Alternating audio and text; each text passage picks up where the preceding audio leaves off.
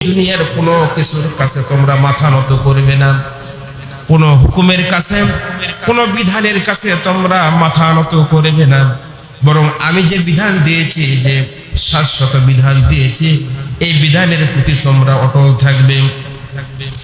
আর তোমাদের কাজ হবে, তোমরা যখন আমার উপরে ঈমান আনবে, তোমাদের দুইটা কাজ করতে হবে। সেটা হচ্ছে ওয়াতুজাহিদুনা ফি সাবিলিল্লাহ, আমার রাস্তায় তোমাদেরকে, আমার বিধানকে বাস্তবায়ন করার জন্য তোমাদেরকে সংগ্রাম করতে হবে, তোমাদেরকে লড়াই করতে হবে।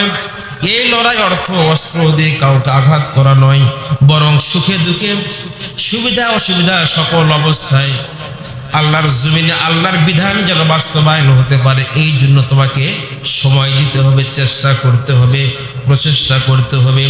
এইটা তোমরা কি দিয়ে করবে? আল্লাহ রাব্বুল আলামিন সেই জিনিসটা আবার ব্যাখ্যা করতে বলতেছেন, বি আমওয়ালিকুম ওয়া আনফুসিকুম, তোমাদের অর্থ দ্বারা আল্লাহর জমিনে আল্লাহর বিধানকে বাস্তবায়ন করার জন্য তোমাদেরকে চেষ্টা করতে হবে। তাহলে প্রথমে দিতে হবে তোমাদের মাল, ওয়া আনফুসিকুম, এরপরে প্রয়োজনে তোমাদের জীবনটাও দিতে হবে।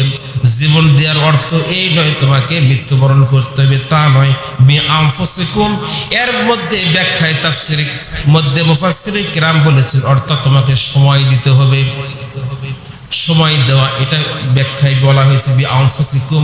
চূড়ান্ত পর্যায়ে যদি যুদ্ধের প্রয়োজন হয়, সেই যুদ্ধে শাহাদাত বরণ করবে, সেইটাও বলা হয়েছে।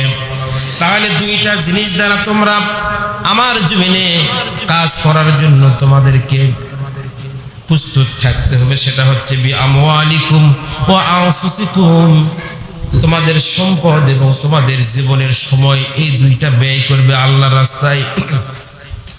এই দুইটা যদি তোমরা করো, আল্লাহ রাব্বুল আলামিন তোমাদেরকে সার্টিফিকেট দিয়ে দিচ্ছেন, যালিকুম খায়রুল লাকুম ইন কুনতুম তা'লামুন। এই কাজগুলো তোমাদের দুনিয়াবি যতই কাজ করো না কেন, এইগুলো কাজের চেয়ে সবচাইতে উত্তম হবে যদি তোমরা বুঝতে পারো, অর্থাৎ বুঝার মতো জ্ঞান যদি তোমাদের থাকে। তাহলে তোমরা এই দুইটা কাজ যদি করো, তাহলে এই দুইটা কাজের মাধ্যমে আল্লাহ রাব্বুল আলামিন তোমাদেরকে পুরস্কৃত করবেন। কি পুরস্কৃত করবেন? এই জিনিসটা আল্লাহ রাব্বুল আলামিন আবার পরের আয়াতে বলতেছেন, ইয়াগফিরু লাকুম যুনুবাকুম ওয়া ইদখিলকুম জান্নাতিন তাজরি মিন তাহতিহাল আনহারু ومساكن طيبة في جنات عدن। আল্লাহ রাব্বুল আলামিন এই কাজগুলো যারা করবে, অর্থাৎ আল্লাহর জমিনে আল্লাহর বিধানকে, কোরআনের বিধানকে বাস্তবায়ন করার জন্য যারা চেষ্টা করবে, প্রচেষ্টা করবে, তাদেরকে জয়যুক্ত হতে হবে এমন কোনো শর্ত নয়। তারা ক্ষমতায় যেতে পারবে এটা শর্ত নয়, বরং তাদেরকে চেষ্টা করতে হবে। এটা হলো তোমাদের উপরে ফরজ, আমার পক্ষ থেকে বিধান। এই কাজটা যদি তোমরা করো, তাহলে কিয়ামতের দিন তোমাদের পুরস্কার হচ্ছে আমার পক্ষ থেকে ইয়াগফিরু লাকুম যুনুবাকুম, তিনি তোমাদের অপরাধগুলোকে, ছোট বড় অপরাধগুলো, দুনিয়ার জীবনে চলতে ফিরতে তোমাদের যে অপরাধগুলো হয়েছিল, এই অপরাধগুলো কিয়ামতের দিন তোমাদেরকে ক্ষমা করে দিবেন। ওয়াইদখিলকুম জান্নাতিন তাজরি মিন তাহতিহাল আনহার, আর আল্লাহ পাক ওয়াদা করতেছেন এই পাপগুলো, তোমাদের অপরাধগুলোকে ক্ষমা করে দিয়ে তোমাদেরকে আল্লাহ রাব্বুল আলামিন জান্নাতের মেহমান বানায় নেবেন। বলুন সুবহানাল্লাহ। কোন জান্নাত তিনি দিয়ে দিবেন? কেমন জান্নাত হবে? এই জিনিসটা ইমানদারদেরকে আল্লাহ রাব্বুল আলামিন আবার জান্নাতের কিছু বর্ণনাও পরের আয়াতে দিচ্ছেন, জান্নাতিন তাজরি মিন তাহতিহাল আনহারু ওয়া মাসাকিন তাইয়িবাতাম ফি জান্নাতি আদন।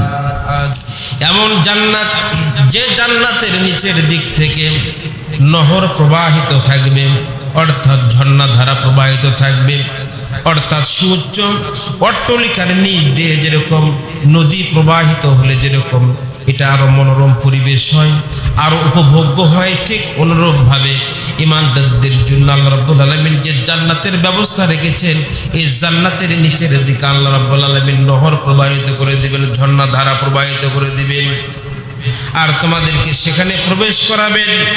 আর আল্লাহ রাব্বুল আলামিন ওয়া মাসাকিনা তাইয়্যিবাতান ফি জান্নাতিন আদ, আর তোমাদের জন্য যদি কোনো আবাসের কথা চিন্তা করো, কোনো আবাসস্থলের কথা চিন্তা করো, তাহলে জান্নাতটাই যেন তোমাদের একমাত্র আবাসস্থল হয়, এইটা তোমরা মনে করবে। কারণ জান্নাতের উপরে আর কোনো আবাসস্থল দুনিয়ার আকাশের নিচে জমিনের উপরে একটিও নেই। এই জান্নাতের যদি তোমরা অধিবাসী হতে পারো তাহলে তোমরা সফল কাম। জালিকাল ফাউজুল আযীম।